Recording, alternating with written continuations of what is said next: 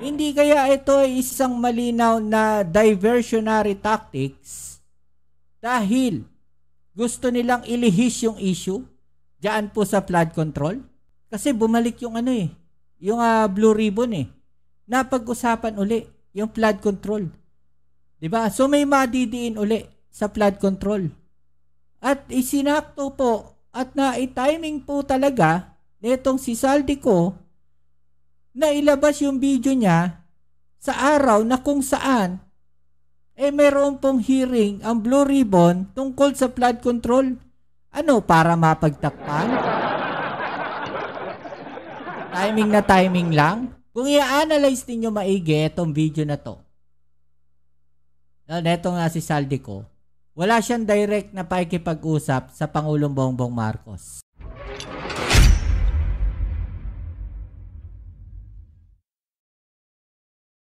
Hey, what's up? Welcome back to sa ating channel dito sa Bobs TV. Alright, so tayo nagbabalik muli mga babayan at pag-usapan natin, ito pong mainit na balita ngayon na kung saan, ito nga pong si Saldico mga kababayan ay nagsalita na po. At ang itinuturo po niya, na mastermind diyan po sa mga insertions sa budget mga babayan ay walang iba kundi ang Pangulong Bongbong Marcos. Nakakapagtaka lang mga kababayan, na parang timing lahat, yung mga nangyayari. Ewan ko lang ito lang kasi obserbasyon ko, Alam nyo kung ito part 1 ata itong video na to mga kababayan. So ibig sabihin, meron pa tong ibang part. Pero ito muna pag-usapan natin. Ito pong video na to ni Saldico. Na kung saan dinadawit nga po itong ating Pangulo na si Pangulong Bongbong Marcos diyan po sa 100 billion insertions di umano. Hindi po yan kumpirmado mga babayan. At ito naman mga DDS tuwan-tuwa. Tuwan-tuwa sila dahil nabanggit na yung pangalan ng Pangulong Bongbong Marcos. As expected. Dito sa mga tao na to. Pero ang nakakapagtaka dyan mga babayan, parang timing yung mga galawan nila. Kung maaalala ninyo na itong nakaraan, nagsalita po itong si Senator Amy Marcos. Na kung saan sinasabi niyang may mga babaliktad daw po mga kababayan. Parang alam na alam nila yung mga mangyayari. At timing din itong pasabog ni Saldico kung saan nag-umpisa uli o bumalik uli ito pong hearing ng flood control mga kababayan. Hindi kaya ito ay isang malinaw na diversionary tactics dahil gusto nilang ilihis yung issue diyan po sa flood control? Kasi bumalik yung yung Blue Ribbon Napag-usapan uli yung flood control. 'Di ba? So may madidiin uli sa flood control. At isinakto po at na-timing po talaga nitong si Saldico na ilabas yung video niya sa araw na kung saan meron pong hearing ang Blue Ribbon tungkol sa flood control. Para mapagtakpan? Timing lang? Lahat planado. Tapos at the same time mga kababayan, magkakaroon po ng rally etong mga DDS. Planado, timing. Ito bang video na to mga kababayan ay parang anong tawag natin dito? Dagdag apoy. Para sa gaganaping rally. Mga kababayan, hindi kaya naguhugas kamay etong si Saldico? At para mailihis yung attention sa kanya, ang ituturo niya yung Pangulong Bongbong Marcos? Okay? So, panoorin muna natin tong video na to. Tapos tsaka natin pag-usapan mga kababayan. Okay? So, tara. Let's go. Ni dating Speaker Martin Romualdez sa Aguado Building ang nag-deliver papunta sa bahay nila Pangulong Bongbong Marcos at Speaker Martin Romualdez mag-insert o magpasok ng 100 billion worth of projects sa BICAM. Sana po ay hindi nila ako mapatay bago ko mailabas ang lahat. Ito napansin ko, edited tong video na to, mga babayan. Okay? So, ibig sabihin, tapos na yung video at ginawa po, inedit po uli. Okay? So, hindi ko sinasabi na inedit para mabago yung konteksto, ha. Inedit yung video dahil may mga highlights sa unahan. Doon pa lang nagtatanong na ako, mga kababayan. Ibig sabihin, etong video na to ay gawa na po. Hindi kaya nung nakaraan pa tapos na itong video na to? Hindi kaya nung nakaraan pa ay gawa na itong video na to ni Saldico? At ichinempo at itiniming sa pagbabalik ng hearing ng Blue Ribbon Committee tungkol po dyan sa flood control na yan. Naalala nyo yung sabi ko kanina? Maaaring itong video na to ay diversionary tactics, mga babayan, para mapagtakpan yung flood control scam. Pwedeng itong video na yung Saldico, mga kababayan, ay ginawa at inilabas at itiniming na ilabas sa panahon na kung saan babalik ang hearing ng Blue Ribbon Committee para pagtakpan yung flood control, para masapawan yung issue na yon at para malihis, ma-divert yung usapan patungo sa Pangulong Bongbong Marcos mula sa flood control patungo kay Pangulong Bongbong Marcos. Nakita ninyo yung logic, mga babayan? Nakita ninyo yung senaryo? Diba? O, tuloy natin. Ginawa ko lang ang utos sa akin, pero ngayon, handa na akong harapin ang lahat. Ginagamit ng administrasyon ang buong resources ng bansa para tumahimik ako. That he will shoot me if I will talk.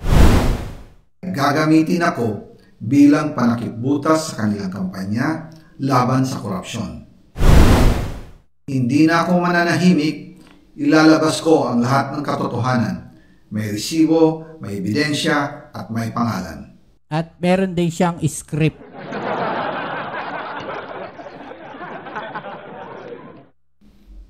Para sa bawat Pilipino, alam ko na buo ang galit ninyo sa akin ngayon. Nauunawaan ko rin kung bakit, lalo na at malaki ang halagang nakataya. Pero bago kayo humusga, hayaan ninyong ipaliwanag ko ang buong katotohanan. Matagal akong hindi nagsalita dahil may direktang utos sa akin. Huwag nang bumalik ng Pilipinas at manahimik na lamang. Ang tanong, mga kababayan, ito ba talaga yung katotohanan?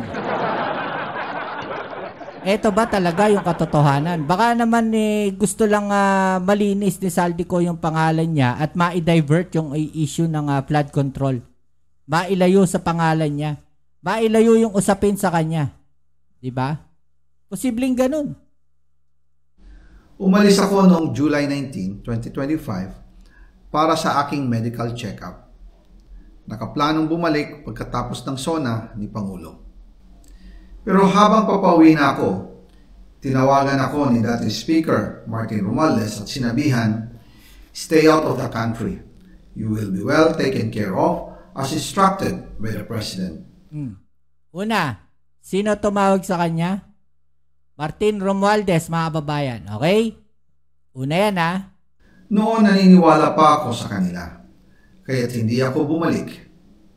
Tumikom ang aking bibig, sumunod ako, pero ang hindi ko alam, ang ibig pala nilang sabihin sa aalagaan ka namin ay gagamitin ako bilang panakipbutas sa kanilang kampanya laban sa korupsyon. Ginawa nila akong poster boy ng kanilang sariling kasinungalingan. Ngayon, hindi na ako mananahimik, ilalabas ko ang lahat ng katotohanan. May resibo, may ebidensya, at may pangalan. Bakit hindi pa niya ilabas, mga kababayan, noong nakaraan? Nagsimula ito. Andito na rin lang yung video eh. Diba? Bakit hindi niya pa ilabas? Kailan niya ilalabas? Sa Lunes?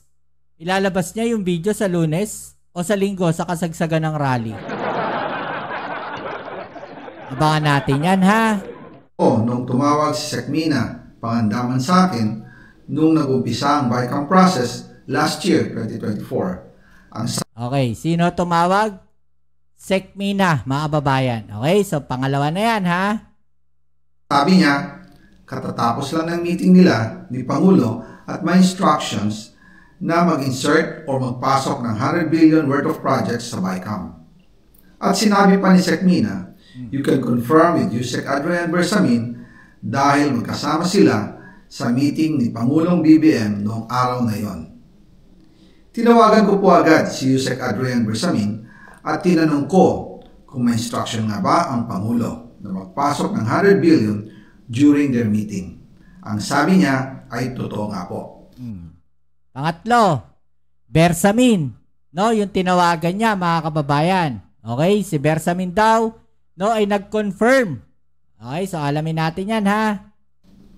Right after our conversation, tinawagan ko po si dating Speaker Martin Romualdez at nireport ko ang instructions ng Presidente to insert the 100 billion projects. At sinabi niya sa akin, what the President wants, he gets.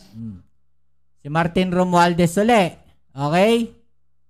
After ng ilang araw, nag-set po ng meeting si Sekmina Pangandaman at Yusek Adrian Bersamin sa amin ni dating Speaker Martin Romualdez sa Aguado Building in front of Gate 4 ng Malacanang at nandoon din po si Yusek Jojo Cadiz. Naalala ninyo, nabanggit na yung building na yan, mga kababayan? Saan? Alalahanin ninyo kung saan nabanggit yung building na yan. No, kung di ako nagkakamali, yan po yung binanggit. No, netong witness ni Marcoleta, mga kababayan. Hindi kaya nagtutugma-tugma yung mga kwento nila. In the meeting, binigay po ni Yusek Adrian. At the same time, mga kababayan, malapit na naman, no, Gate 4 daw ng Malacanang. Bersamin, ang listahan na worth 100 billion. Tinanong ko po si Yusek Adrian kung saan galing ang listahan. Ang sagot niya, galing kay PBBM mismo at binigay niya ito mula sa brown leather bag. Nung sinabi po ni Yusek Adrian Bersamin, yung brown leather bag, naalala ko noong nasa Singapore kami right after the elections of May 2022 sa Hilton Hotel, kami ni dating Speaker Martin and PBBM habang pauwi at pabalik ng Pilipinas. Hinabol ng PSG ang brown leather bag at ang sabi ni PBBM, maiwan na lahat, wag lang ang brown leather bag. Kaya naniwala ako na utos talaga ito ng Pangulo. So dahil dun sa brown leather bag, mga kababayan, ay naniwala siya, no, yan daw po ay utos ng Pangulo. Okay? Pagkatapos ng ilang araw, I informed sina dating Speaker Martin Romualdez, Sekmina Pangandaman, Yusek Adrian Bersamin, and Yusek Jojo Cadiz na kung pwede 50 billion lang ang ipasok sa program funds dahil sobra ang DPWH funds versus sa DepEd. In practice, hindi pwede na mas malaki ang budget ng DPWH kaysa edukasyon. And yung balance na 50 billion, ilagay na lang sa program funds for the 2025 budget. Dahil Office of the President din ang nagre-release ng lahat ng unprogrammed funds. Pagkatapos ng isang araw, tinawagan ako ni Sekmina at sinabi ang mensahe ng Pangulo, ipasok ninyo yan dahil pinangako na sa akin ni Speaker Martin yan at hindi na pwedeng baguhin. Kumbaga, ang utos ng hari hindi pwedeng mabali. Again, I informed the Speaker and asked clearance about the instructions ng Pangulo. At ang sabi niya, wala tayong magagawa. Kaya po nagtataka ako kung bakit sinasabi ni Pangulo na hindi niya makilala ang budget. Samantalang lahat na binawas at dinagdag sa mga ahensya ng gobyerno ay humihingi ng approval sa kanya si Sekmina Pangandaman. Okay, so yan mga kababayan na, alam nyo yun ang mga napapanood natin ngayon. Nakikita ko yung komento. No? Kung i-analyze ninyo maigi itong video na to, Netong nga si Saldico, wala siyang direct na pakikipag-usap sa Pangulong Bongbong Marcos. Okay, puro di umano, instruction lang na galing sa Pangulo. Sino yung mga kausap? Bersamin, si Mina, at saka si Romualdez. Walang direct, mga kababayan, na utos galing sa Pangulo. Walang direct na tawag mula sa Pangulo papunta sa kanya. Okay? What if ganito pala ang senaryo? Ginagamit lang yung pangalan ng Pangulo para magawa itong insertions na to. What if iba pala yung totoong nasa likod ng mga insertions na yan? I-analyze nyo maigi, no? Alam nyo kasi ang pinapalabas na itong mga DDS yung Pangulo, no, ang nasa likod ng budget insertions. Pero kung papanoorin ninyo maigi, i-analyze ninyo maigi, hindi galing sa Pangulo yung instruction. Merong mga tao na iniikutan ng instruction. Diba? At tatlo yung main character. Si Mina, si Bersamin, at saka si Romualdez. I-analyze ninyo maigi, mga kababayan. Diba? What if sila lang pala yung gumagawa ng kwento? Diba? Isipin ninyo maigi. No? What if ang nasa likod pala talaga niyan ay si Romualdez? What if si Bersamin pala? Diba? What if sila pala ang nasa likod talaga niyan?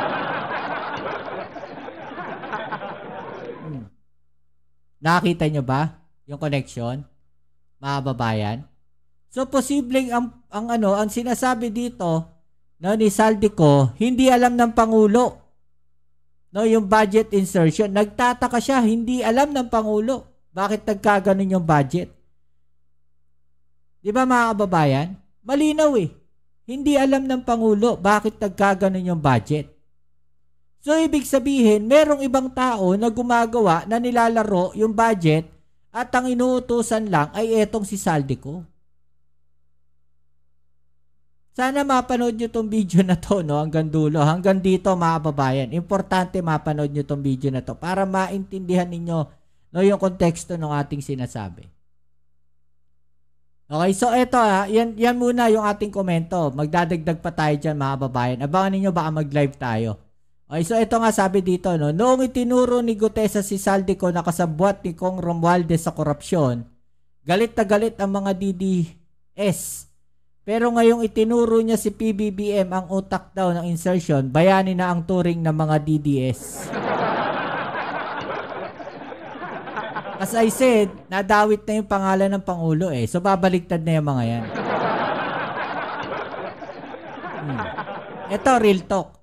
Bakit pa iimbestigahan ni PBBM ang maanumalyang flood control projects kasama na yung DPWH budget insertions kung siya ang mastermind ng lahat ayon kay Saldico?